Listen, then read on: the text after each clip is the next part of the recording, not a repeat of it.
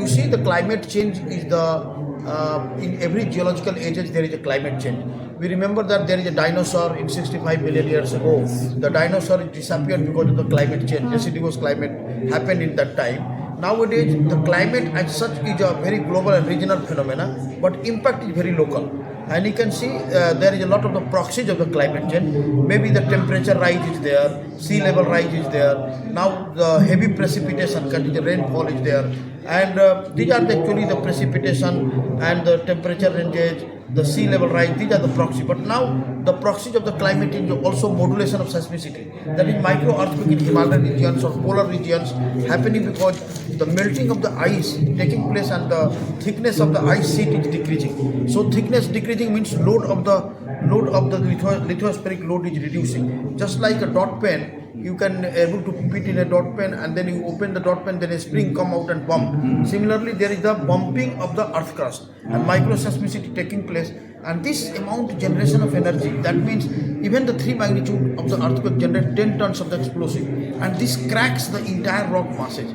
And it happens in the Himalaya. Himalaya is very seismogenic zone, either Uttarakhand or central Himalaya, or maybe your Himachal Himalaya, in Kashmir Himalaya. Too much earthquake is occurring. So if you make a budget of the seismicity, almost all rock masses, the crack and the fracture.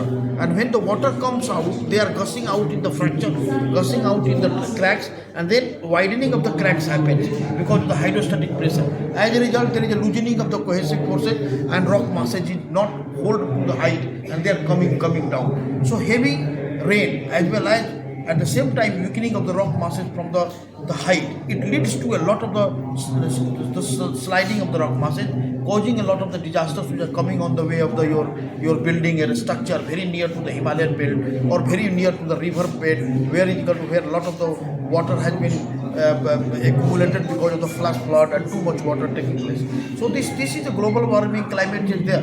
But at the same time, now proxies of the earth, climate change, I told you, modulation of seismicity. Maybe bigger earthquake happens, they can tilt the axis of the rotations.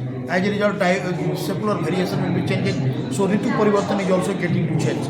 So I think this is the very earth systems problems that is very complicated, but impact is the local. So now what to do?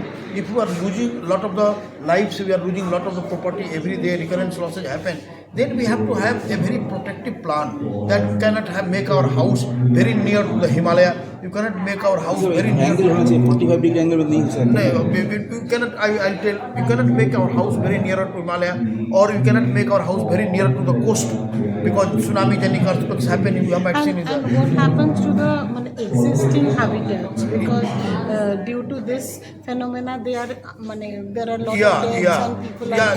That is the problem. That I mean, relocation is relocation, or their protectivity, like the increasing the embankment, increasing the height of the tsunami wave. Okay, you can have to like the height of the tsunami wall. If you can make the embankment in the river, then the flood water can be restricted. You can make your house in such a way that it should not fall directly to the landslide and sinking zone. So the constructions must be the resilient. That means proper engineering solution can be made for the bridges or for the tunnels or for your any vital installation like power plant, electricity supply buildings. You can have a gas supply buildings. These all critical structures must be resilient. Means they can at least sustain the impact of the landslide, impact of the earthquake, impact of the flash waters, so that they cannot able to. Foundational design must be such way that foundation should not wash out, because you have seen that the structures are very fragile. They cannot withstand the impact of that. So this is the one aspect.